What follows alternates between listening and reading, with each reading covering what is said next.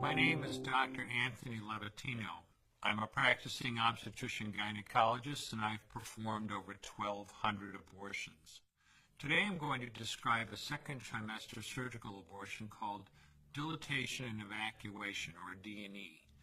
A D&E is performed between 13 and 24 weeks of pregnancy.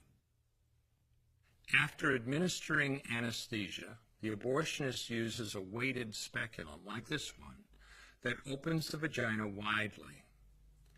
Because second trimester babies are so large, this greater access facilitates a late-term abortion. Late-term abortion requires that the cervix be prepared 24 to 48 hours in advance with laminaria. Laminaria is a type of sterilized seaweed that absorbs water over 8 to 12 hours and swells to several times its original diameter. Once removed, metal dilators can be used to further open the cervix as needed. Once the cervix has been stretched open, the suction tube is placed inside. A baby at 20 weeks gestation is as big as the length of my hand, from head to rump, not counting the legs.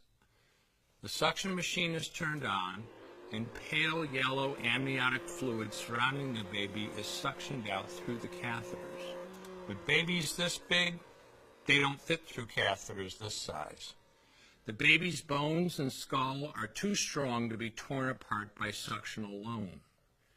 This is a Sofer clamp. A Sofer clamp is made of stainless steel. It's about 13 inches long.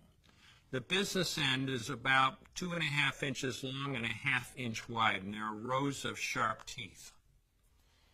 This is a grasping instrument. When it gets a hold of something, it does not let go. The abortionist uses this clamp to grasp an arm or leg. Once he has a firm grip, the abortionist pulls hard in order to tear the limb from the baby's body. One by one, the rest of the limbs are removed, along with the intestines, the spine, and the heart and lungs.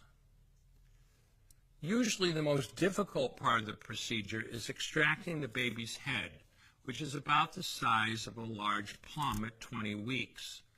The head is grasped and crushed.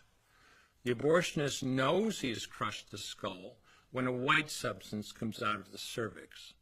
This was the baby's brains. The abortionist then removes skull pieces. He removes the placenta and any leftover parts of the baby with a curette, scraping the lining of the uterus for any remaining tissue. The abortionist then collects the baby parts and reassembles them to make sure that there are 2 arms, 2 legs, and all the pieces. Once all the parts have been accounted for, the abortion is complete. For the woman, this procedure carries a significant risk of major complications, including perforation or laceration of the uterus or cervix, with possible damage to the bowel, bladder, and other maternal organs. Infection and hemorrhage can also occur, which can even lead to death.